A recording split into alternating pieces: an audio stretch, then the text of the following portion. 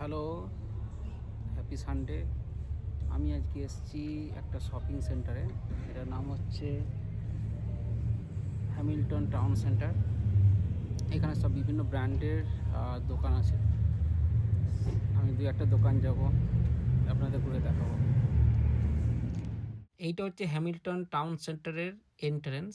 এই জায়গাটা ক্রিসমাসের সময় খুব সুন্দরভাবে সাজানো হয়। এটা পার্কিং করে জাস্ট এগিয়ে এলে এখানে এই বাকাল বলে এই দোকানটা আছে, কিছু পিজারিয়া আছে পিছন দিকে, আর সামনের দিকে হাঁটতে থাকলে রাস্তার দুপাশে প্রচুর দোকান।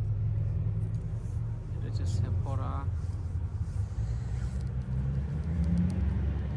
প্রচুর দোকান আছে। এটা খুবই ভালো একটা জায়গা। আমি প্রায়ই আসি এখানে উইকেন্ডে। এটা চশমার দোকান, জার্নিজ। এটা জুয়েলারির দোকান।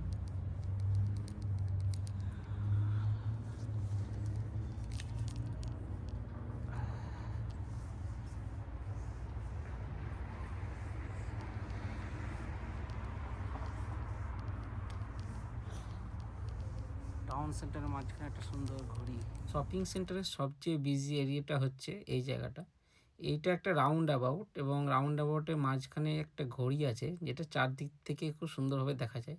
সামনে অ্যাথিলিয়া আছে এবং জে ক্রিউ। এটা সামনের দোকানটা জে ক্রিউ। জে ক্রিউ একটা ইউএস ক্লদিং ব্র্যান্ডস, এবং এটা বেশ নাম করা ব্র্যান্ড। অনেক ছাড় দিচ্ছিলো, ভিতরে গেছিলাম কিন্তু খুব একটা কিছু পছন্দ হয়নি।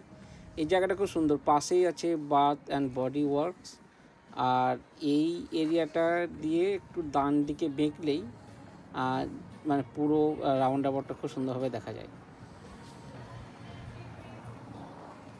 এখানে দেখতে পাচ্ছি রাউন্ড অ্যাবাউটের অপর প্রান্তেই হচ্ছে ভিক্টোরিয়া সিক্রেট। এটাও একটা খুব বড় উমেন্স ক্লথের ব্র্যান্ড। আর এই দিকে কে জুয়েলারিজ, এটা আমেরিকার অন্যতম বিখ্যাত জুয়েলারিজ। আমার গন্তব্যস্থল হচ্ছে টোটাল ওয়াইন। ভিক্টোরিয়া সিক্রেটের বাঁ দিকেই টোটাল ওয়াইন। এইবার রাস্তাটা পার হব, রাস্তা পার হলেই টোটাল ওয়াইন। ভিক্টোরিয়া সিক্রেট সম্বন্ধে ইন্টারেস্টিং স্টোরি। 1977 সালে স্ট্যানফোর্ড গ্র্যাজুয়েট স্টুডেন্ট রে রেমন্ড এবং তার ওয়াইফ এই ভিক্টোরিয়া সিক্রেট প্রতিষ্ঠান করেন। এটা মেনলি উম্যানদের গার্মেন্ট এবং মেকআপ এই সমস্ত জিনিসের বিক্রির জন্য। এবার আমি চলে এসেছি আমার গন্তব্য টোটাল ওয়াইন। টোটাল ওয়াইন হচ্ছে ইউএসের সবচেয়ে বড় হুইস্কি এবং ওয়াইন, অ্যাকচুয়ালি যে কোনো লিকারের সবচেয়ে বড় ফ্র্যাঞ্চাইজি। কোটা আই থিঙ্ক 50টা স্টেটে, সব স্টেটেই মাল্টিপল স্টোর আছে, এবং এদের স্টোরগুলো হিউজ হয়। দারুণ কালেকশন, ওয়াইন, বিয়ার, হুইস্কি, ভদকা, যত ধরনের লিকার হয় সব পাওয়া যায়। কিছু স্টেটে রেস্ট্রিকশন হচ্ছে যে 18 ইয়ার্সের ওপরে হতে হবে, কিন্তু কিছু কিছু স্টেটে বাচ্চা নিয়ে ঢোকা যায়। ইন্ডিয়ানাতে কিন্তু বাচ্চা নিয়ে ঢোকা যায় না, ক্যালিফোর্নিয়াতে ঢোকা যায়। এন্ট্রান্সটা খুবই ফটোজেনিক। এই সুন্দর একটা কাঠের আর্চ করা আছে, যেখানে দুটো ওয়াইনের গ্লাস নিয়ে দাঁড়ালে খুব ভালো একটা ছবি আসতে পারে। ভিতরে ঢুকেই চোখে পড়লো যে রেডিমেড এটা মার্গারিতা, যেটা তাকিলা এবং অরেঞ্জ জুস দিয়ে বানানো হয়। অ্যালকোহলের মধ্যে আমার প্রথম ফেভারিট হচ্ছে ওয়াইন। ফ্রান্সের ওয়াইন আমার খুবই ভালো লাগে। এই বর্দো যে এরিয়াটা, সেখানকার রেড ওয়াইন খুব বিখ্যাত। এই সেকশনটা পুরোটাই বর্দোর ওয়াইন। এই ওয়াইনগুলোর ভ্যালু $15 থেকে আরম্ভ করে $165 মধ্যে। এর দামটা ডিপেন্ড করে কোন ওয়াইনারি থেকে নেওয়া হয়েছে আর কত পুরনো ওয়াইন। বর্দো ছাড়াও ফ্রান্সের যে আরেকটি এরিয়া, সেটা হচ্ছে বার্গান্ডি। বার্গান্ডির ওয়াইনও কিন্তু বিশ্ববিখ্যাত। এদের ওয়াইনের দাম একটু কম বর্দোর চেয়ে। এইখানের ভ্যালুটা ঠিক $10 থেকে আরম্ভ হয় $100 মধ্যে। লোর এলাকার ওয়াইনগুলোও কিন্তু পাওয়া যায়, কিন্তু দাম বর্দো ওয়াইনের মতো নয়। স্প্যানিশ ওয়াইনটা ফ্রেঞ্চ ওয়াইনের চেয়ে একটু ডিফারেন্ট। স্প্যানিশ যে স্পেশাল ওয়াইন সেটা হচ্ছে স্যাঙ্গিরা। একটু মিষ্টি ওয়াইন হয় ওদের, কেন ওই যে এরিয়াগুলো থাকে সেগুলোতে সুইট গ্রেপসের চাষ খুব বেশি হয়। ফ্রান্সের পরেই যে দ্বিতীয় দেশ বিখ্যাত ইউরোপে ওয়াইন প্রোডাকশানে, সেটা হচ্ছে ইটালির তাস্কানি আর সিয়ান্টি। এই দুটো এরিয়া কিন্তু খুবই বিখ্যাত হোয়াইট ওয়াইনের জন্য। খুব একটা ইন্টারেস্টিং জিনিস চোখে পড়লো। কোন ওয়াইনের সাথে কোন খাবার ভালো পেয়ারিং হয় তার একটা সুন্দর ডেসক্রিপশন দেওয়া আছে। মানে ডিনার মেনু অনুযায়ী ওয়াইন চুজ করা খুব একটা ডিফিকাল্ট নয় এই লিস্ট থেকে আর কি। তাস্কানি সিয়ান্টি ওয়াইনগুলোও রেঞ্জ হচ্ছে $15 থেকে প্রায় $200, $250, $350 মধ্যেও আছে। ডিপেন্ড করছে এজিংয়ের ওপর। তাস্কানি এবং সিয়ান্টি ছাড়াও ইটালির আরও কিছু এরিয়া আছে যেখানে হোয়াইট ওয়াইন খুব বিখ্যাত, কিছু এরিয়াতে আবার রেড ওয়াইনও বিখ্যাত। তাস্কানি ছাড়া নর্থ ইস্ট ইটালির ভেনিতো রিজনের ওয়াইনও এখানেও ছিল। এদের দামটা তাস্কানি ওয়াইনের চেয়ে একটু কম, কিন্তু $30-35 মধ্যে একটা ভালো রেড ওয়াইনের বোতল পাওয়া যাবে আর কি। ইটালির ওয়াইন সেগমেন্টের পর আমার ইন্টারেস্ট ছিল একটু পর্তুগিজ ওয়াইন দেখা। পর্তুগিজ ওয়াইনগুলো কিন্তু একটু ডিফারেন্ট হয়। পর্তুগালের ওয়াইনগুলো একটু সুইট ধরনের হয়, এবং এটা যেহেতু কোস্টাল রিজিয়ন সেহেতু এদের গ্রেপসের কোয়ালিটিগুলো ডিফারেন্ট হয়, তাই এদের ওয়াইনগুলো অতটা ড্রাই হয় না যেমন ফ্রেঞ্চ এবং তাস্কানি ওয়াইনগুলো হয়। এটা একটু সুইট ভাব থাকে। পর্তুগালের মেজর যে ওয়াইন সেটা হচ্ছে পোর্তো বলে একটা ওয়াইন, যেটাকে বলা হয় পোর্ট ওয়াইন, যেখান থেকে নাম এসছে। পোর্তো একটা পর্তুগালের পোর্ট সিটি। ইন্ডিয়াতে খুব বেশি পাওয়া যায় পোর্ট ওয়াইন, এগুলোকে ডেজার্ট ওয়াইন বলে।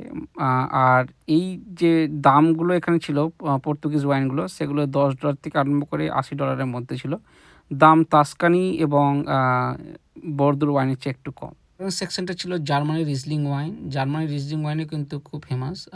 এদের এখানে যে কালেকশনটা ছিল সেগুলো মোটামুটি সাধ্যের মতন $10-40 মধ্যে।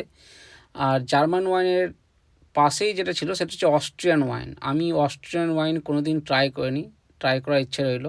আর তার পরের সেগমেন্টে ছিল রোজ ওয়াইন এবং স্পার্কলিং ওয়াইন, যেগুলো শ্যাম্পেন মেজরলি আমরা বলি। স্যাম্পেলের বিভিন্ন ভাগ আর কি। এটা হচ্ছে তাস্কানির ইটালির হোয়াইট ওয়াইন, বর্দো রেড ওয়াইন, আর স্পেনের সাঙ্গিরা, সেটা খুব ভালো লাগে, একটু মিষ্টি হয়। আর জার্মানির রিজলিং আমি ট্রাই করেছি, কিন্তু সোফার আমার বেস্ট হচ্ছে বর্দো রেড আর তাস্কানির হোয়াইট ওয়াইন। আজকে ভাবছি একটা পর্তুগাল ওয়াইন ট্রাই করবো ফার্স্ট টাইম, দেখা যাক কী নেওয়া যায়। এই জায়গাটা হচ্ছে ওয়াইন টেস্টিং। ওয়াইন টেস্টিংটা বেসিক্যালি 3টে থেকে সন্ধ্যে 6টার মধ্যে হয় উইকেন্ডে। পরের সেগমেন্টটা হচ্ছে হুইস্কি। প্রথমে ইন্ডিয়ান হুইস্কি, অমরুত আর কামেট, এই দুটো খুবই ফেমাস। ইন্দ্রিয় ছিল। আর ইন্ডিয়ান হুইস্কির সাথে সাথে ছিল এখানে প্রচুর collection Japanese whisky. Japanese whisky কিন্তু খুব বিখ্যাত। কাইগান একটা বেশ বড় জাপানিজ হুইস্কির একটা ব্র্যান্ড, তাছাড়া সিমুতাও একটা বড় ব্র্যান্ড। আমি এত বড় জাপানিজ হুইস্কির কালেকশন অন্য কোথাও দেখিনি টোটাল ওয়াইন ছাড়া। এগুলো সাকেও ছিল, যেগুলো হচ্ছে জাপানির বাংলা মদ পরিষ্কার ভাষায়। এই জায়গাটা হচ্ছিল Japan, India and rest of the world. এরপরে ছিল লোল্যান্ড। স্কটল্যান্ডের 3টে রিজিয়ন হয়, লোল্যান্ড, হাইল্যান্ড অ্যান্ড মিডল্যান্ড। লোল্যান্ডের ওয়াইন হুইস্কিগুলো একটু স্মোকি হয়, আর আইলে হুইস্কিগুলোও একটু স্মোকি হয়। এখানে যে সবচেয়ে ওয়েল নোন ব্র্যান্ড সেটা হচ্ছে স্কারাবাসের দাম প্রায় $60 কাছাকাছি। তাছাড়া আরও কিছু ব্র্যান্ড আছে। এটা একটু ইন্টেন্স হুইস্কি হয়। এরপরে যে আমার ফেভারিট হুইস্কির ব্র্যান্ড সেটা হচ্ছে গ্লেনভিলেট। এটা হচ্ছে মিডল্যান্ড স্কটল্যান্ডের। গ্লেনভিলেট 12, 14, 15, 18 ইয়ার্স ওল্ড। তাছাড়া দ্য বেভিয়াইন, এটাও খুব বড় একটা স্কটিশ সিঙ্গেল মল্ট হুইস্কি। এগুলো মিক্সড নয়। এই সেগমেন্টটাই খুব ইন্টারেস্টিং ছিল, যেখানে কিছু হুইস্কি ছিল যেগুলোর দাম প্রায় $4,000-5,000 মধ্যে ছিল। যেমনটা বুশমিল 30 ইয়ার্স, এটা প্রায় $2,500 দাম। তারপরে এইখানে যেটা ছিল যে ব্লু লেভেল, যেটা $339 মতন। আর ম্যাকালান 30 ইয়ার্স, 25 ইয়ার্স দাম, যেগুলো প্রায় $5,500 থেকে $7,000 মতন। মানে ভাবতে পারছেন একটা হুইস্কির দাম প্রায় $4,00,000। এর পরের সেগমেন্টে ছিল আমার ফেভারিট ম্যাকালান। ম্যাকালান 12, 15, 18, ম্যাকালান আর্থ। ম্যাকালান আর্থের প্রাইস $125 মতন। 12, 15, 18 এগুলো ডিফারেন্ট ক্যাশের উপর ডিপেন্ড করে। ডবল ওক হয়, সেরি ক্যাশ হয়। ডিফারেন্ট ক্যাশ হলে ডিফারেন্ট প্রাইস আছে। সেরি ক্যাশের প্রাইস ডবল ওকের চেয়ে একটু বেশি হয়। আমার মনে আছে লস অ্যাঞ্জেলেসে খুব একটা বড় ম্যাকালানের শোরুম দেখেছিলাম। আর্টবাগও খুব ভালো হুইস্কি, এটাও স্কটল্যান্ডের। ল্যাপলক 10, এটাও কিন্তু বেশ নাম করা হুইস্কি। এরপরে চলে এসেছিলাম বাংলা, যেটা আমেরিকার বাংলা বলা হয়, মানে বারবান ট্রেল। আমার পাশের স্টেট কেনটাকিতে খুব বড় বারবান ট্রেল আছে। জিম বিম ইন্ডিয়াতে এখন খুব বেশিভাবে পাওয়া যায়। তাছাড়া এটা আছে এদের লোন হ্যান্ড, এটাও কিন্তু কেনটাকি বারবান বা আমেরিকান হুইস্কি। জ্যাক ড্যানিয়েলের নাম তো সবাই জানে, ইন্ডিয়াতে ভালো রকম পাওয়া যায়। জ্যাক ড্যানিয়েলের বিভিন্ন এজের ওপর দাম আলাদা। ওই ব্লু যে লেভেলটা আছে সেটা প্রায় $120 মতন দাম। এইটাও একটা বিখ্যাত হুইস্কি, কিন্তু এটা কেনটাকির নয়, এটা টেনেসি বারবন, এলা ক্রেগ। আর ইভান উইলিয়ামস তো এখন ইন্ডিয়াতে যে কোনো শোরুমে এবং এয়ারপোর্টে পাওয়া যায়।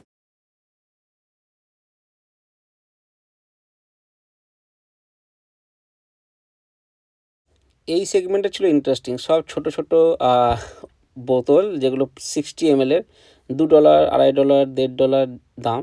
হুইস্কি হলে দাম বেশি হয়, ভদ কালার কম। এইটা যে ইন্ডিয়ান অমৃত, $6 দাম, 50 ml, একটা শটই হবে আর কি। এইটা ছিল ক্রিম লিকার, যেগুলো বিভিন্ন বারবান ক্রিম দিয়ে বা এগ নগ যেগুলো হয় ক্রিসমাসের সময় খুব এটা বিখ্যাত। এটা স্টার্ট হয়েছিল আয়ারল্যান্ড থেকে, কিন্তু এখন ইউএসএতেও পাওয়া যায়। এই ওয়ালকোটের বারবান ক্রিম বা বাটার দিয়েও তৈরি হয় এটা। এটা একটু মিষ্টি মিষ্টি হয়, এই জন্য মানে অনেকে পছন্দ করে ক্রিসমাসের সময়, এবং এটা বেশ ঠান্ডার জন্য এই এই ড্রিঙ্কসটা। এরপর আইরিশ হুইস্কি, খুব famous red breast Irish whisky, যেটা একটু দাম বেশি। আর জেমিসন তো নাম সবাই জানে, এখন সব জায়গাতেই পাওয়া যায়। এতে বিভিন্ন ফ্লেভার আছে, orange, triple distil, single distil, double distil. এই জায়গাটা জেমিসনের বেশ বড় এরিয়া হবে, যেটা single distil traditional Jamieson, 750 ml এবং 2 লিটারের মানে দাম প্রায় $40, $38। এরপরে আমি গেছিলাম ওল্ড নেভি। ওল্ড নেভিতে প্রচণ্ড ভিড় ছিল বলে সেরকম কিছু আর কি শপিং করিনি।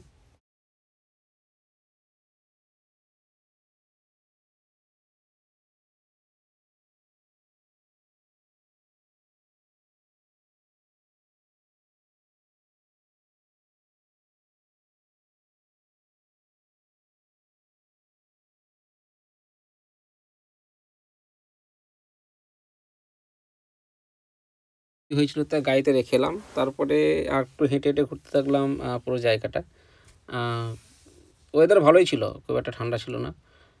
এখানে পরপর অনেক দোকান ছিল, যেগুলো স্পেশালি শ্যু এবং লেডিস ব্যাগ।